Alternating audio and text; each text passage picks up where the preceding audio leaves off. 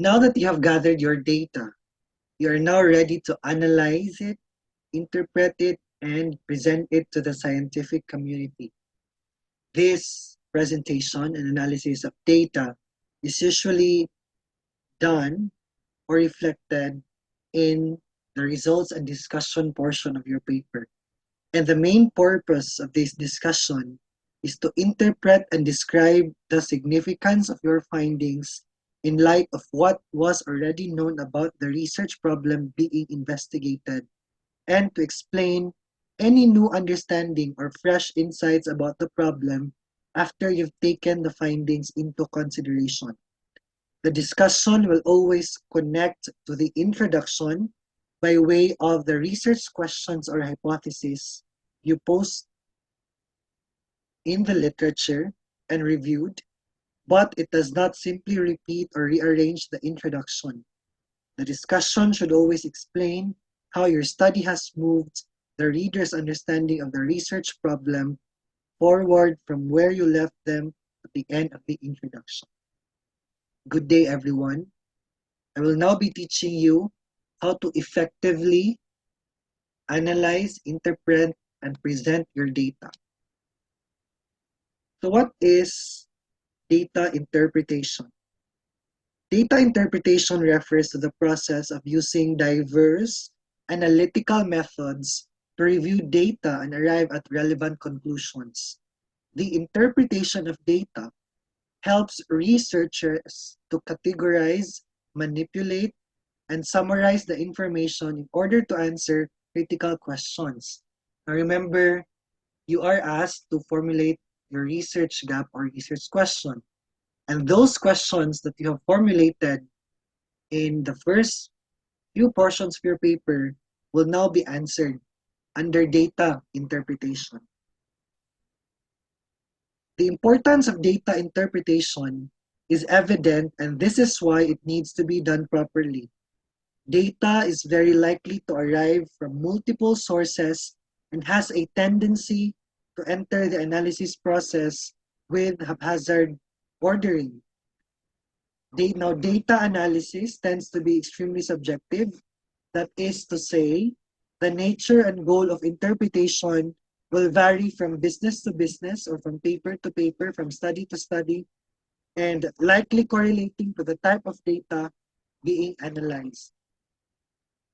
Now, there are considerations, okay, that should be made when making the discussion portion of your paper.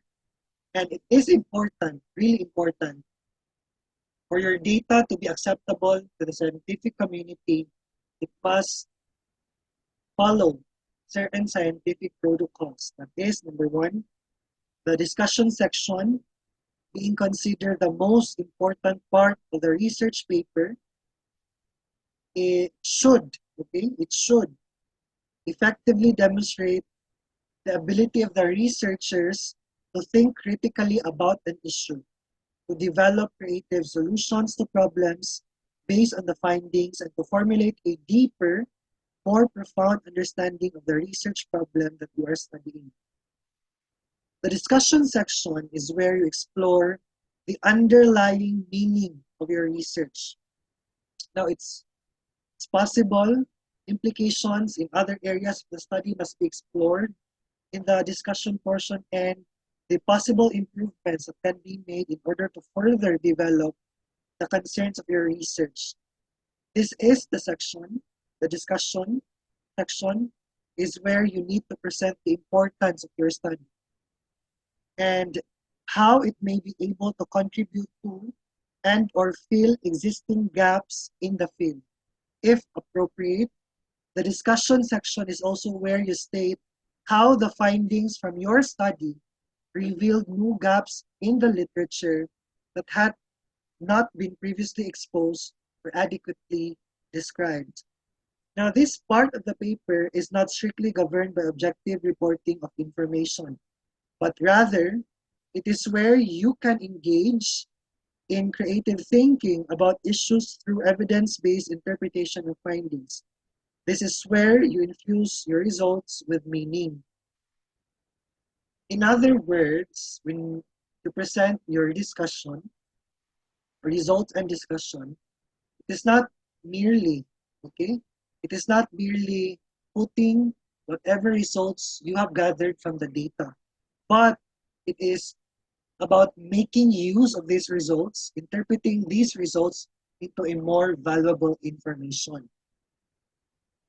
Now, before you can begin, okay, before you even try any serious data interpretation, it should be understood that visual presentations of data findings are irrelevant unless a sound decision is made regarding scales of measurements. Before any serious data analysis can begin, the scale of measurement must be decided for the data, as this will have a long-term impact on data interpretation. Remember, you've learned in your biostat that we have this what we call scales of measurement. And these scales of measurement now, okay, you always go back to this. This will actually tell you the direction of your results and discussion. What are you going to do with these data that you are going to interpret? Or how will you interpret this? And that is now, okay, the interpretation now must be decided on the basis of your scales of measurement. To recall, just a review, nominal scale are non-numeric categories that cannot be ranked or compared quantitatively. So these variables are exclusive and exhaustive. Ordinal scale are exclusive categories that are exclusive and exhaustive, but with a logical order. Quality ratings and agreement ratings are examples of ordinal scales. For example, your Likert scale, very good, good, very good, fair, etc. Strongly agree, agree, disagree, etc. Interval scale is a measurement scale where data is grouped into categories with orderly and equal distances between the categories. And to note, there is always an arbitrary 0 point to differentiate it from ratio. Ratio should contain features of all the three. Now, typically, you are taught in biostat that we actually have two basic types of data. Could be quantitative data, those numerical data, and a qualitative data, those that are non-numerical data. Quantitative data analysis can be summed up in one word. That is categorical. Okay? Sounds familiar? And with this type of analysis, data is not described through numerical values or patterns, but we describe the data using descriptive context. Typically, these qualitative narrative data is gathered by employing a wide variety of person-to-person techniques, and these techniques involves the following. We have observations, focus groups, secondary research, and doing interviews. Observations would actually involve detailing behavioral patterns that occur within an observation group. So as a researcher, for you to collect that qualitative data through observation, you should be there in the field, no? Trying to observe using all your senses, to observe, to gather data from your subjects. Focus groups would include a group of people and you ask them relevant questions to generate a collaborative discussion about a research topic. Secondary research, much like how patterns of behavior can be observed, various types of documentation resources can be coded and divided based on the type of material they contain. And interviews, of course, very self-explanatory, is actually one of the best collection methods for narrative data. So you do inquiry, okay? You ask for responses, and these responses are grouped by theme, topic, or category. The interview approach allows for highly focused data segmentation. Now, after the qualitative data has been collected through transcripts, questionnaires, audio and video recordings, or the researcher's notes, it's time to interpret it. And for that purpose, there are some common methods used by researchers and analysts. This includes the following. So we have this what we call content analysis. So as its name suggests, this is a research method used to identify frequencies and recurring words, subjects, and concepts in image, video, or audio content. It transforms the qualitative information that you get from videos, from interviews, from audio, okay? You transform that information into quantitative data to help in the discovery of trends and conclusions that will later support important research or business decisions. Then we have this what we call thematic analysis. This method focuses on analyzing qualitative data such as interview transcripts, survey questions, and others to identify common patterns and separate the data into different groups according to found similarities or themes. For example, imagine that you want to analyze what customers would think about the restaurant. Now, for this purpose, you do a thematic analysis on 1,000 reviews and find common themes such as fresh food, cold food, small portions, friendly subs, etc. Now, with thematic analysis, those recurring observations or recurring themes in hand, you can actually extract conclusions about what could be improved or enhanced based on your customer's experience. What I'm trying to point out is, in thematic analysis, you gather data, and then among those gathered data, what you're going to do is that you group the data, okay, with the same observation. So, for example, as I've mentioned, no, a review, okay, a review on a food from the restaurant, okay, and those reviews or responses from the customers, okay, are tallied, and depending on its frequency or the number of times these observations were stated by the customers, okay, they are grouped accordingly. That's thematic analysis. Then we have narrative analysis. So it's actually a bit more specific and complicated than the two previous methods because narrative analysis is used to analyze stories and discover the meaning behind them. Now, these stories can be extracted from testimonials, case studies, and interviews, as these formats give people more space to tell their experiences, given that collecting this kind of data is harder and more time-consuming. Sample sizes for narrative analysis are usually smaller and making it harder to reproduce its findings. Then we have discourse analysis, okay?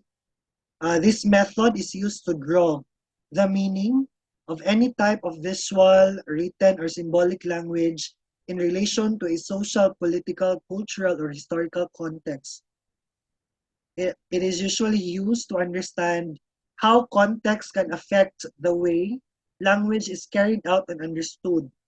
So, for example, you're doing a research on power dynamics and using discourse analysis to analyze a conversation between the staff would actually help you draw out conclusions.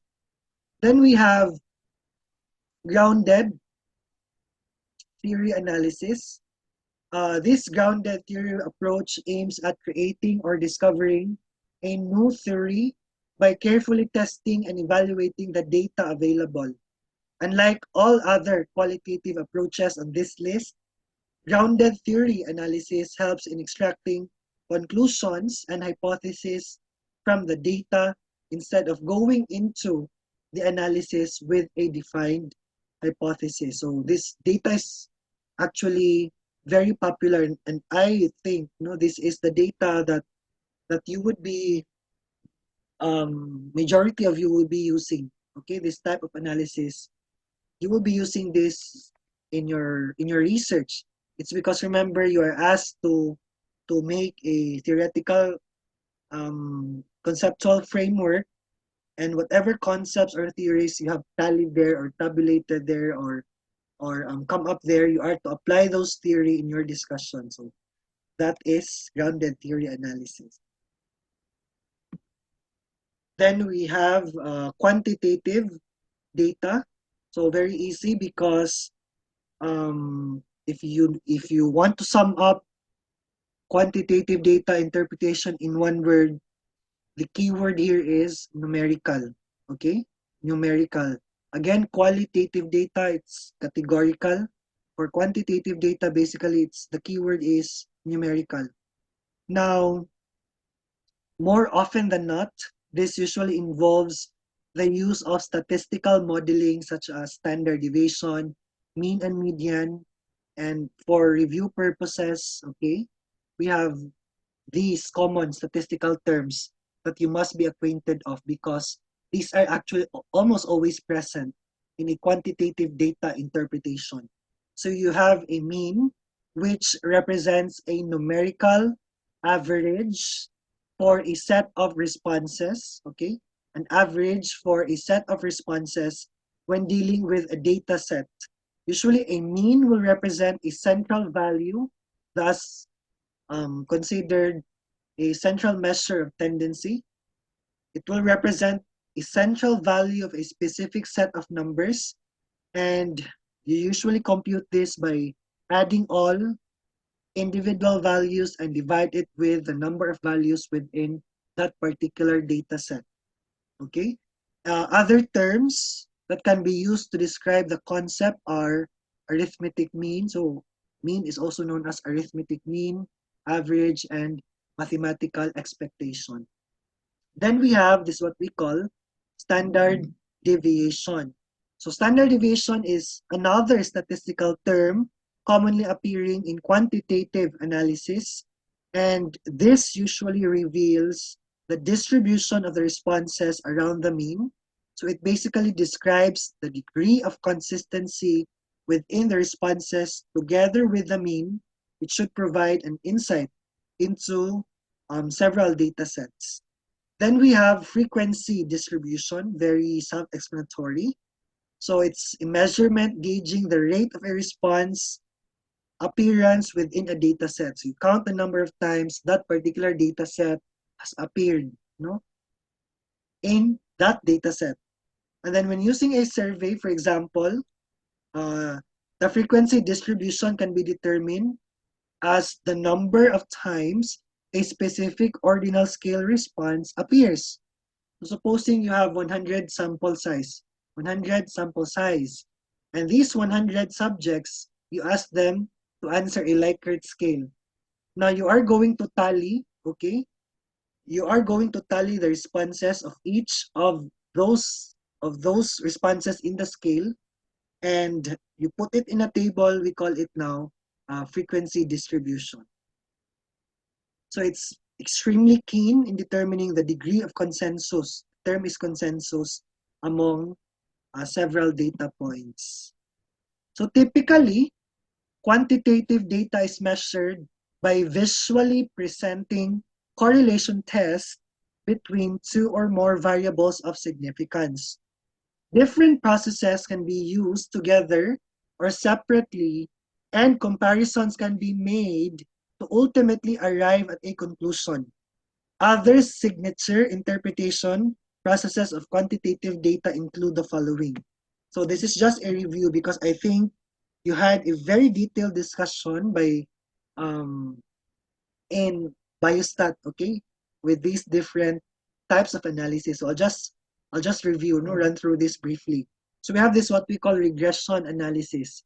So essentially, it uses historical data to understand the relationship between a dependent variable and one or more independent variable. So if you have more, okay, more variables, more than more than more than one independent variables, comparing its relation or determining its relationship to the dependent variable, we call it now multiple regression analysis. But if you're solely comparing the relationship between one dependent variable and another one independent variable, we call it linear regression analysis. Knowing which variables are related and how they developed in the past allows you to anticipate possible outcomes and make better decisions going forward. For example, um, in in medical, no, you want to know the correlation of um, the demographic profile of the different risk factors the patient has, okay, the demographic profile, its risk factors, the occurrence of eventual development of cancer, okay? So you're going to look at these different demographic profile, for example, age, race, ethnicity, and BMI, etc., and several risk factors. You're going to correlate it, no? How is it related to the effect, which is the outcome, which is cancer. So that is regression analysis. Then we have cohort analysis. So this method identifies groups of users who share common characteristics during a particular time period. So for example, a could be um, cohort analysis could be actually retrospective, okay? Retrospective or prospective study wherein you actually get a particular observation, okay, before the analysis, and this observation is followed up through time, and then you compare it with the outcome, okay? So that is cohort analysis. Then we have predictive analysis. So this is also powered by predictions. The prescriptive method uses techniques such as graph analysis, complex event processing, and neural networks, among others. So you basically try, in predictive analysis, you try to unravel the effect that future decisions will have in order to adjust them before they're actually made. No? So you try to predict what will happen if I do this. Okay?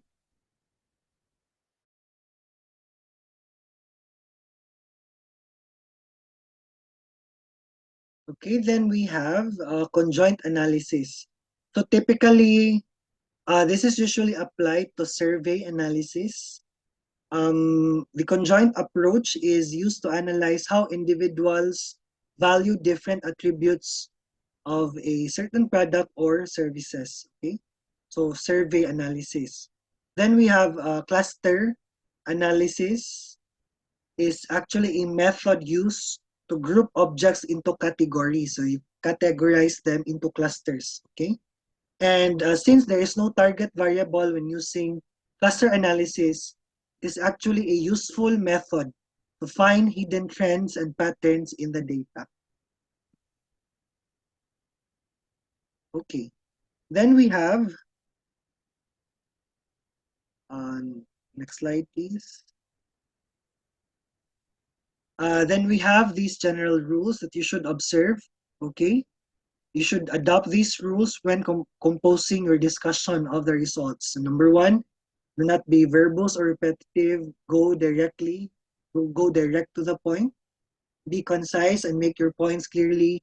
Avoid using jargons. Remember, um,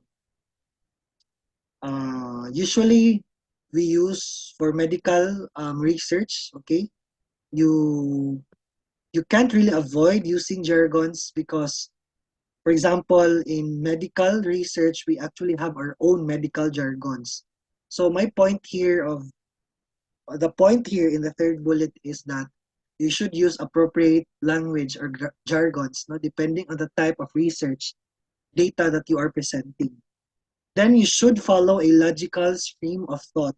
Okay, so remember, you are asked to come up with objectives, general and specific objectives. So for your presentation of these data, interpretation of data to be logical, you always go back to your objectives and follow those chain of thought. Okay. Then you use present verb tense, especially for established facts. However, take note, use past tense when referring to specific works and references. Okay? And if needed, you need to use subheadings to help organize your presentation or to group your interpretations into themes. Now the content. The content of the discussion section of the paper most often includes the following. Number one, the explanation of the results.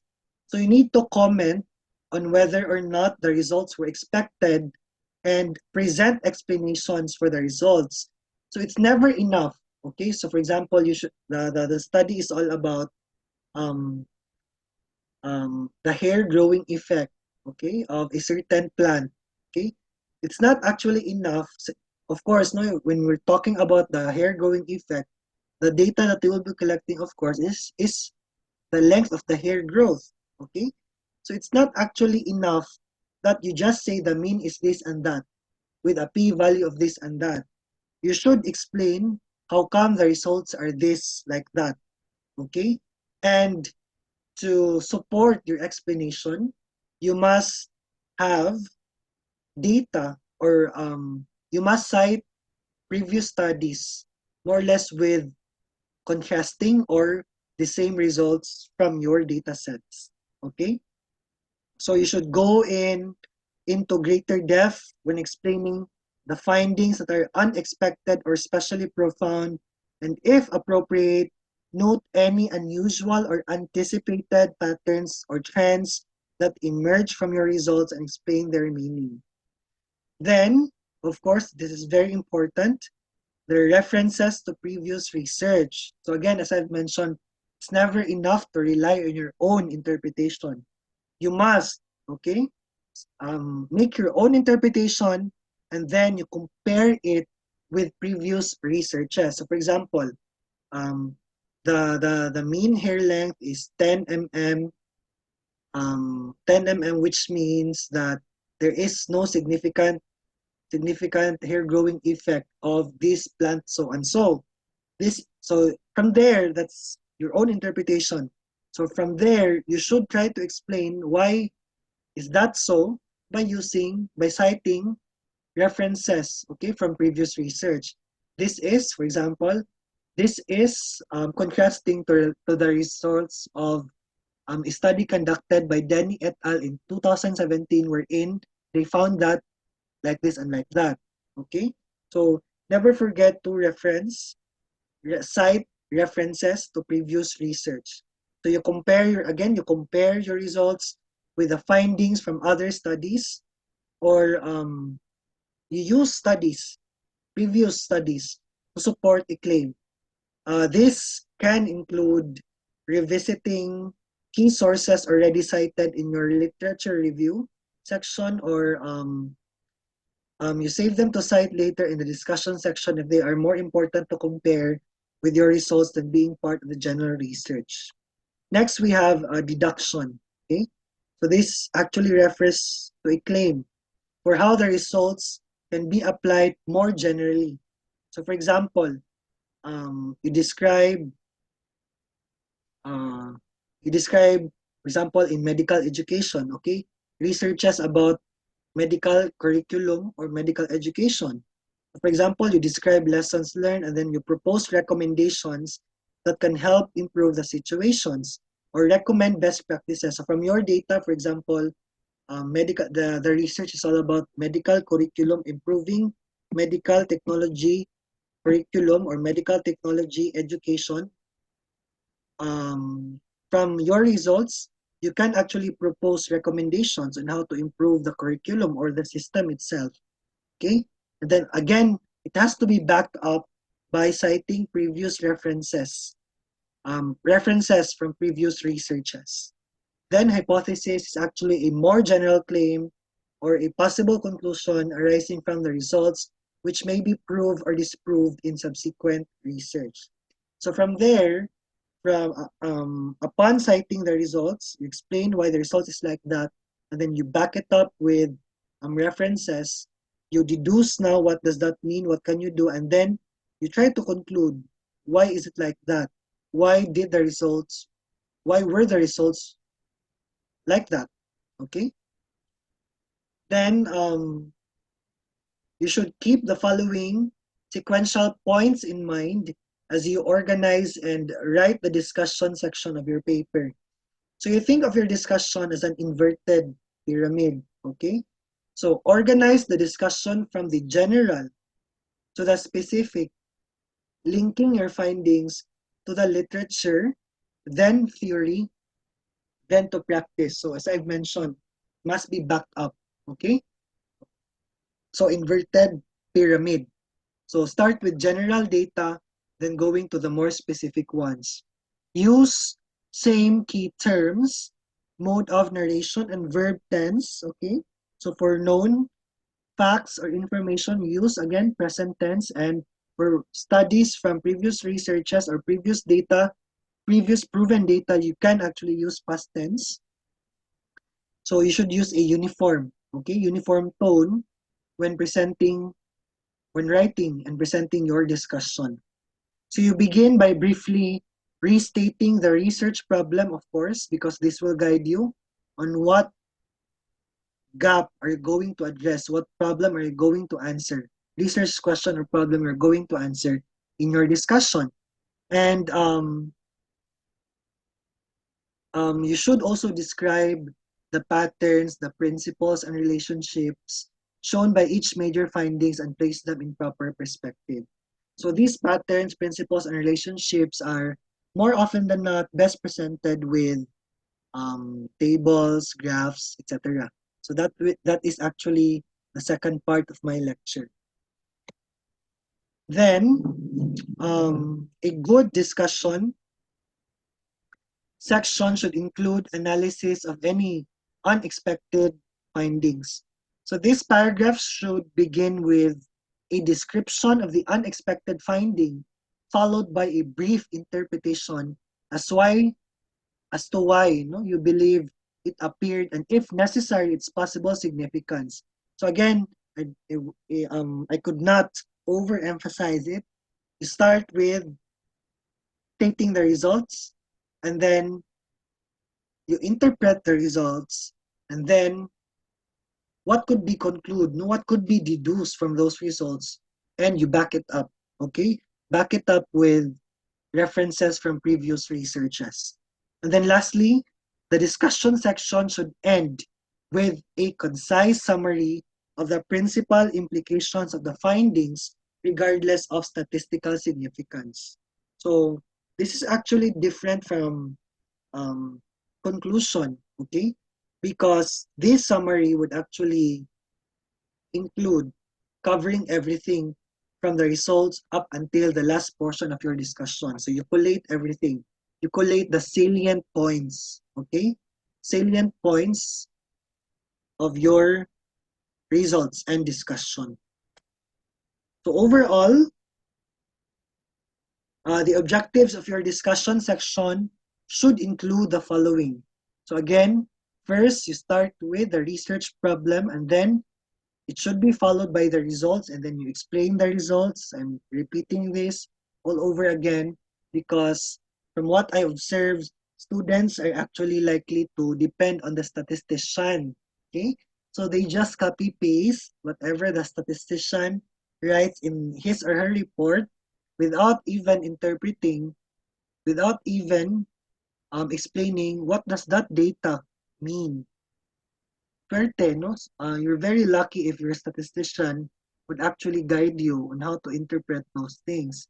But sometimes, okay, they just give you a summary of the data without even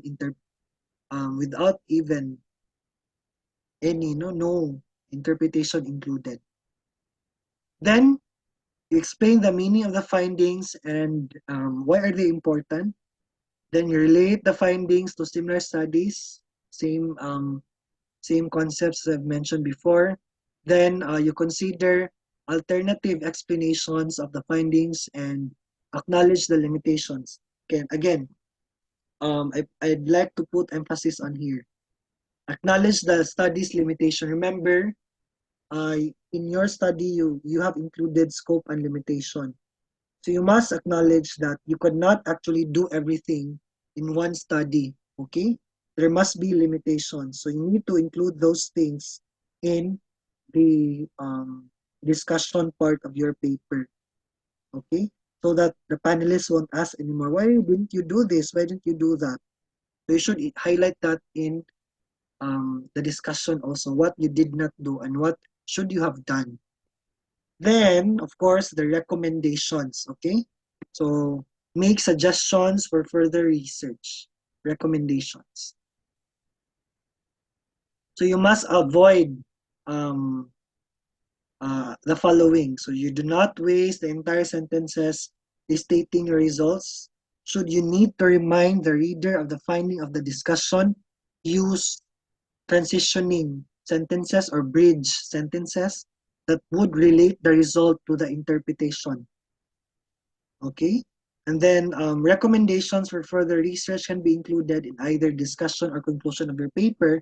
But as I have mentioned, I think Veles College Research Office would really suggest to have a separate portion of the recommendation part. Separate siya.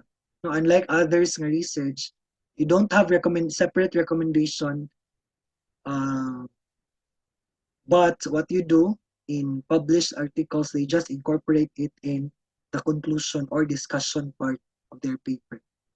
So you do not introduce new results in the discussion.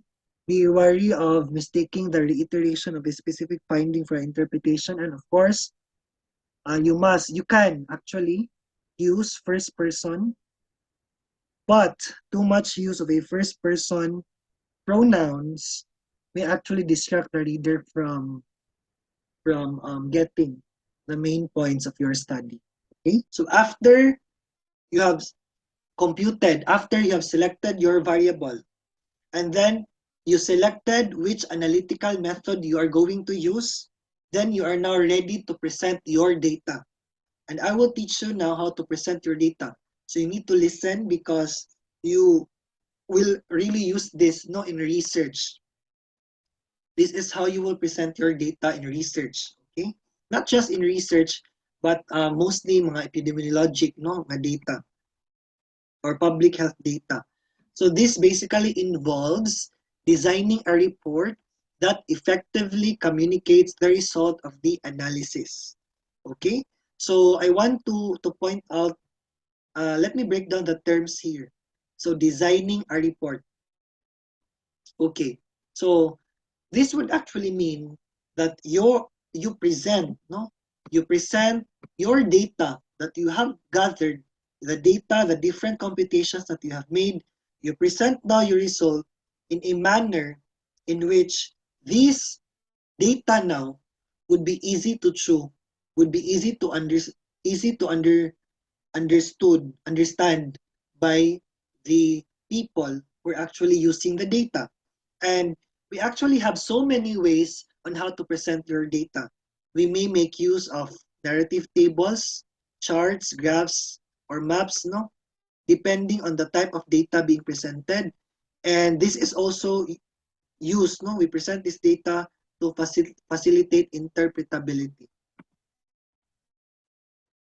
So data may be presented in a narrative or textual method.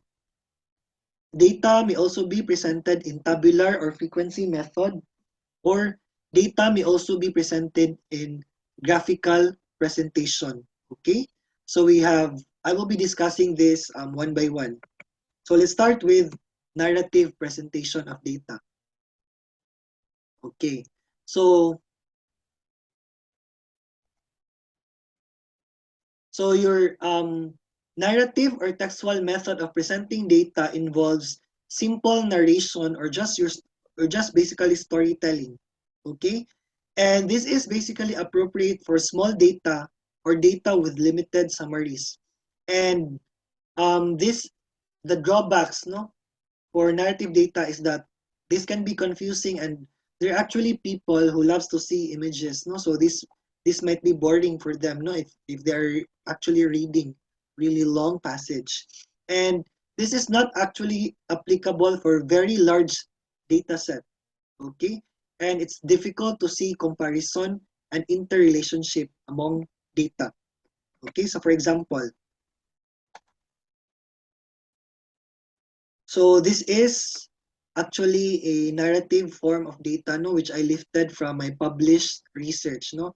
So my research, the research that I have published just this year was all about Filipino nurses in Cebu City, no. We actually measured their willingness to care to patients with COVID-19. So this research which I did with my colleagues was published in an international journal from Journal of Environmental Science and Public Health in 2002. Okay, so in narrative data, you just actually are telling stories. What your data is all about, what are the results are all about. So this might look boring, no, but for us researchers, this would actually mean a lot because this will give us a lot of information.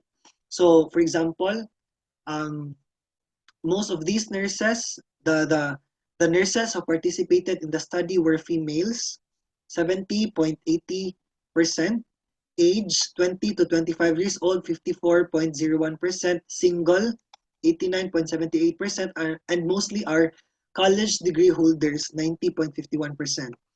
And in terms of length of working experience, most of them are have served the hospital for 1 to 3 years, no? While a small proportion had served for at least a decade, represented by 64.96% and 2.92% respectively. And the results of this study revealed that common sources of information to COVID-19 include the internet, no? 99.27%, social media, government health website, and television news. So, um, as students, you will not really get to appreciate, this type of presentation of data. But if you are a researcher, you would actually pick out so many information from this data alone, no? Okay. So another way of presenting your data is via tabular or frequency distribution. Now, this is a more easy way, a more solid way of presenting large data sets of detailed information. And this is actually a comprehensive, more orderly, and a way of comparing trends or figures. So it complements with textual presentation which can present highlights. So usually you present a table and then below you do a narrative or textual presentation. So your narrative or textual presentation would explain what's in the table.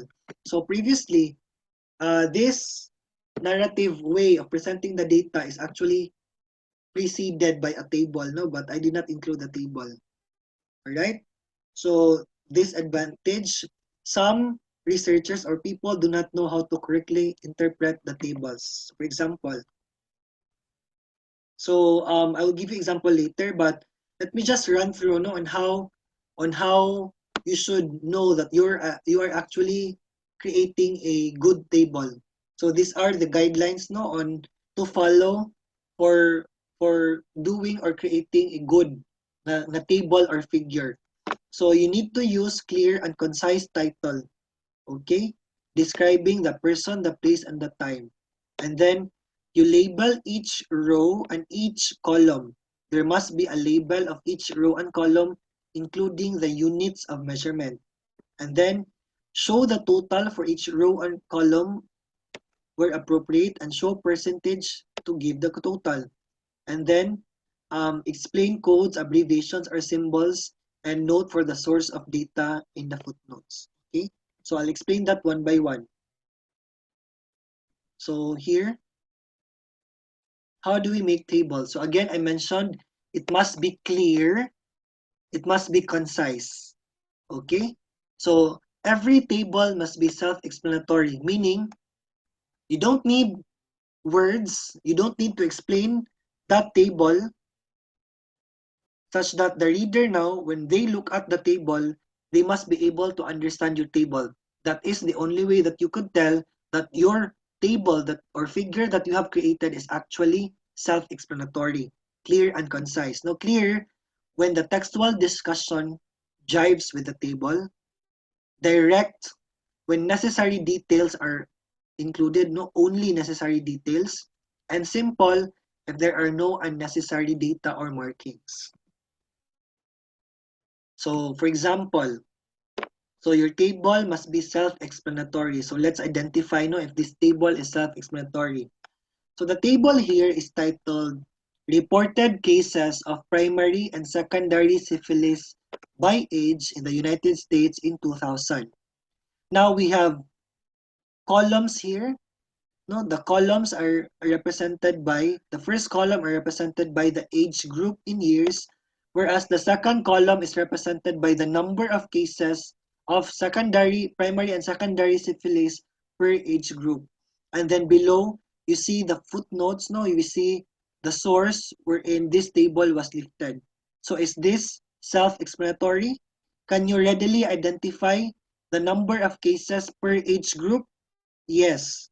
Okay, are the data clear and concise? Yes, because each age group is actually corresponds to a particular case, no, for that age group, and the columns are actually properly labeled. Okay, so correct, no. So this table is actually self-explanatory. So this is a good table. So the title should be clear and descriptive. Clear and descriptive. It should give information about what, where, how, and when the data were taken. So, obscure data would be demographic data, meaning kulang. No, what about the demographic data? Are you putting in that table? Must be complete. So, a better title would be demographic data of applicants for college. Too verbose or too lengthy or too wordy would be demographic data of high school undergrad applying for admission to the university. Okay, so for example, we go back to that same table. The title is Reported Cases of Primary and Secondary Syphilis by Age in the United States in 2000. So we need to answer the questions who. So we're actually who, okay? So we're talking about people with primary, secondary syphilis, okay? What? The number of cases for each age group, where the study was conducted, or this data is true in the United States, and when this study was conducted last 2000. Okay, so very clear, very concise, and descriptive of the entire table. All right, and then each characteristic may be summarized and compared separately by using percentage or any other appropriate procedure. If there are more than one information available for one subject, several columns may be constructed in one table and each column should be properly labeled. Let me explain that by using this table. Okay, so we have the title here correctly identified, and we also have the number of the table. Take note, the table must have a number. So table 1, table 2. So this would mean that this is the fourth table, no? The first table among the fourth tables. Okay? Reported cases of primary secondary syphilis by age in the United States in the year 2000. So, the table may have several columns. You may create several columns. And each column must be labeled correctly, labeled clearly.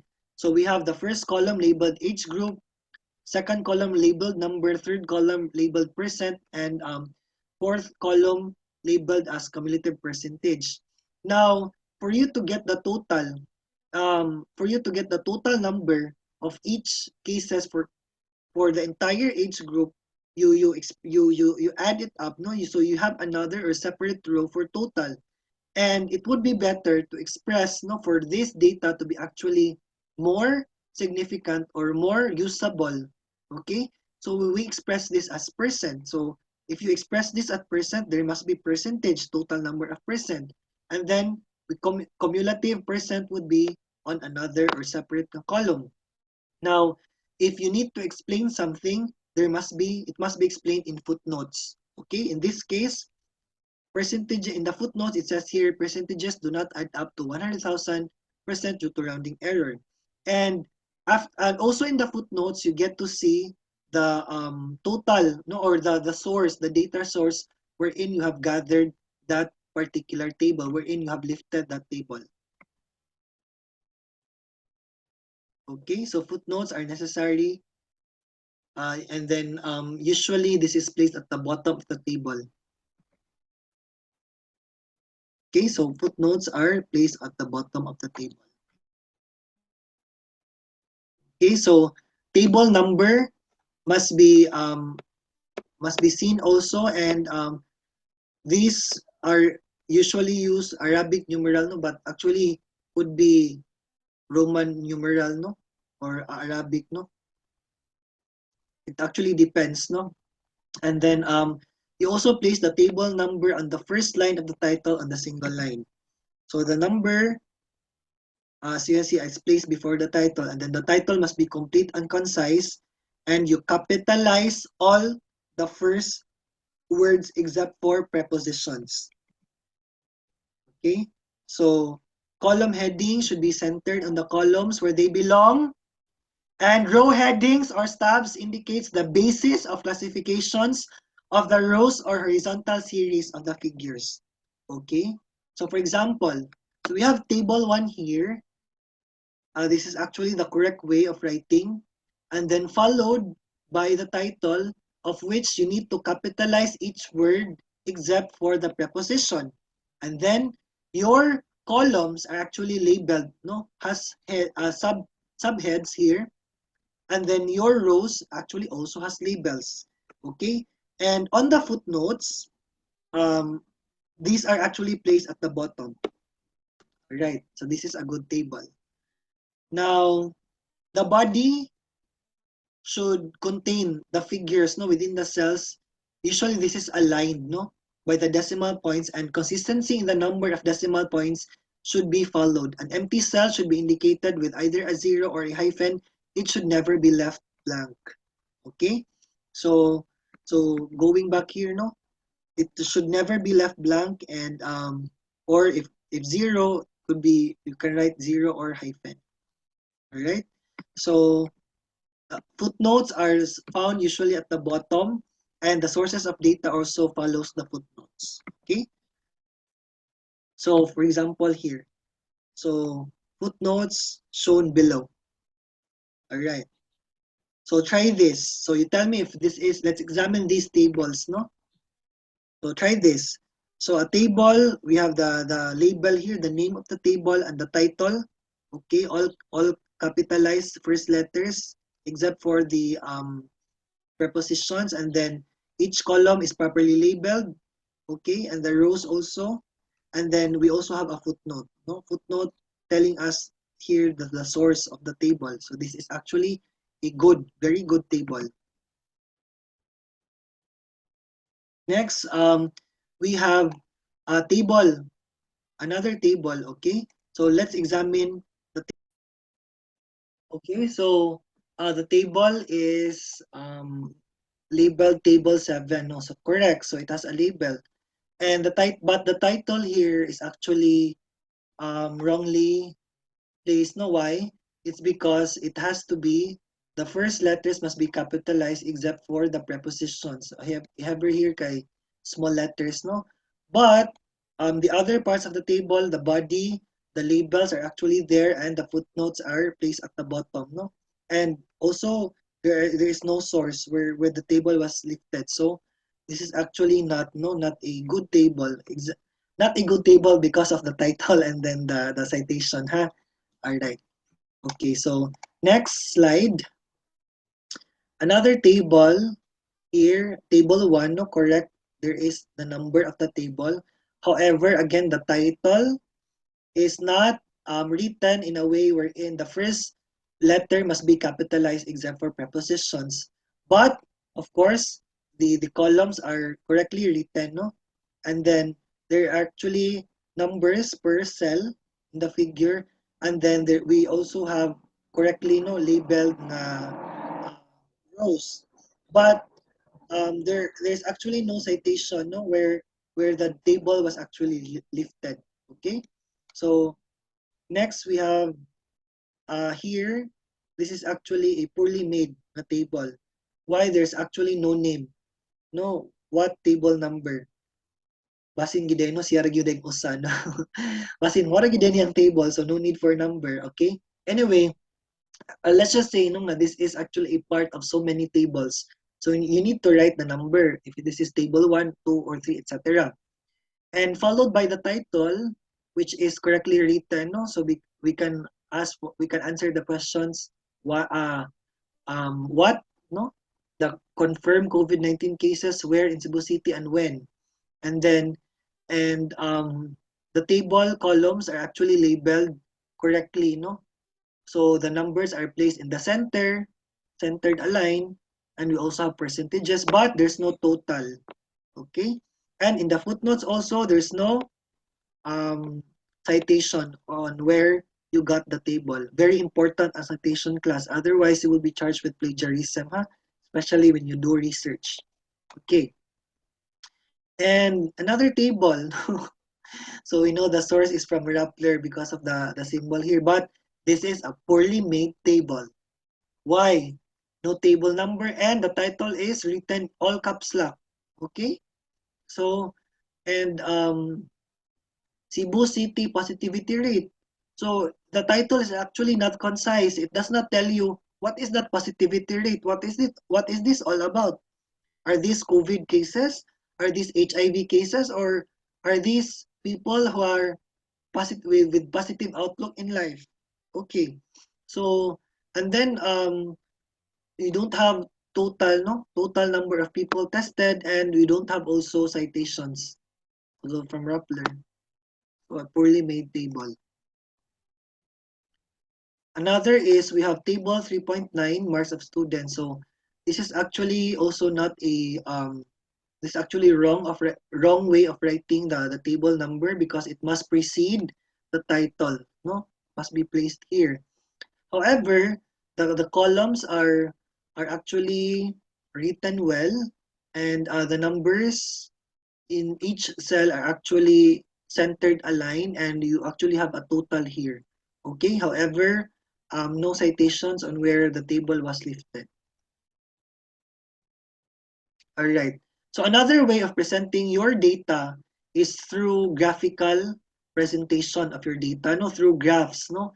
So this is actually a effective, no, effective way in such that this is simpler to understand because of its way it is presented, and this may actually uh, be used no in when doing or when collating or presenting data with larger subsets or larger complexes masses of data, and you may actually tailor this graphical presentation of data in a way wherein it will be appealing to the audience. No, you can add colors, you can add figures, and so on.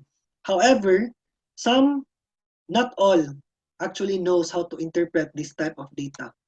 Okay, so let's start by discussing on how to make graph. So the graph should be clear and concise, the title, and it should indicate the following.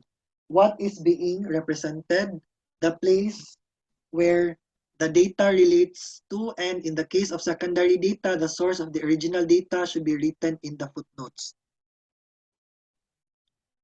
And the scales also should be properly labeled, and legends should be used, okay?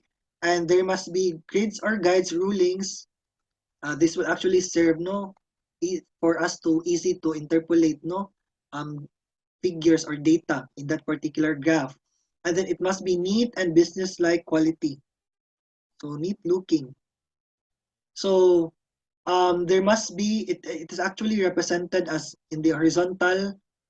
The label for the horizontal are usually represented by the frequencies, and vertically usually the frequencies. Again, classification is usually represented in the horizontal scale, whereas the frequencies are represented in the vertical scale. And in the vertical scale, you always start your measurement with 0. And you may opt to use color for emphasis, no? So, example of your data, no? We have line graphs. So this is actually used for trends or data showing patterns, or basically when you are dealing with time data. Okay, so used to show long series of data to compare several series, and this is the method of choice for plotting rates over time. Okay, so the title of the graph must be descriptive and clearly stated, and the x and the y axis should be scaled and labeled, and the sources and footnotes should be provided when necessary. Okay, so the 0 point should be equal spaces with the scaled units, and the graph should be not be loaded with too many curves. And the axis may be shown, we show a broken line to indicate that some points in the scale are unnecessary. So example, so we have the label is usually found at the bottom. Okay, so the vertical axis and the horizontal axis are properly labeled, and the scale in the vertical axis usually starts with 0, and each scale units are actually represented with equal distances. Okay, and each point of the graph um, would actually mean a particular value, no, per year, per frequency, no. So this is actually a good graph, no. And the title is actually very self-explanatory, answering what, where, and when. Okay, so another way of presenting it is, I mentioned you can actually present it with more broken lines, no. So the broken lines would actually represent that this is actually a not so important data. However, this is just to show comparison. Okay, and then we also have bar graphs consisting of vertical and horizontal bars of equal widths. And the length of the bar actually represents the frequency or the magnitude of the quantities being compared. So this is most appropriate for comparing data taken at a particular time and may be drawn horizontally or vertically depending on available space. So this is an example of a, um, a bar graph. Okay, so the horizontal and vertical and horizontal area are labeled. No, what are these measurements? And usually the vertical starts with 0, and each graph, no, each kind of figure or graph here actually, each bar actually is represents a magnitude and has a value, no. And although what's wrong here is that it doesn't have a title. Okay, no title, no.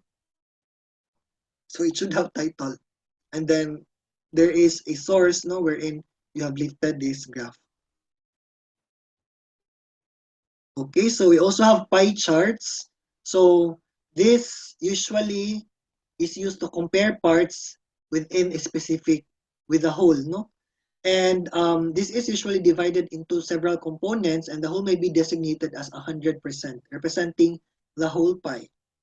Okay, so for example, so we have history of any reported blood disorders from data October 1, 2008, with a total number of participants of 2,548. So each particular portion of the pie, each color here represents a particular percentage or the number or frequency for each data. So we have blue here represented as people with no mood disorder, violet here with people with depression, bipolar, self-diagnosed and treated only. Okay, and at the end here, we place in the footnotes where do we got this table. So this is actually a good, pie chart. So this is actually a good, no, good pie graph. And then we also have pictograph. So we use actual pictures of the objects under study. So for example, okay, so the symbols may be used, must be self-explanatory, and this may also show fractional values. Okay, so for example, um, we have here blood drops. So the number of blood drops here actually refers to the number of people who are type A, type B, and type AB, and each blood drop is represented by 5 people. However, what's wrong with this graph is that it doesn't have a title. No, it should have a title. Okay? And another representation, no, like this, no, it has a title. So the number of people in each category. Okay. Wherein each people now, each picture now represents one person. Okay. So this is actually a good, no? Good pictograph, no, with reference below the footnotes. And lastly, we have this what we call histograms. This refers to a series of columns having one class interval and the frequency or number of cases in that class as its height. And it's actually a graphical representation of a frequency distribution. Okay. So here, this is actually a very good histogram, no? Showing the hypertension knowledge scores obtained by 233 patients. So this would actually show us the number of people, no? Or number of patients with that particular knowledge scores. Okay? So we have footnotes here, we have title, and then we also have abbreviations here defined and correctly labeled na vertical o kanang horizontal na scales. And then scatter plot is usually used to show relationship between two quantitative variables. So a very common scatter plot diagram is you see in your CBC reports, no? So scatter plot. So represented by dots here. Okay? So this is usually what you see in your CBC results, and each dots would actually represent a particular data. So for example here, no? So this is represented by lymphocytes, monocytes, neutrophils, and RBCs, and the like. Okay? So that actually ends my lecture. Thank you very much for your kind attention. If you have questions, you can email me at briandenny@cim.edu.ph.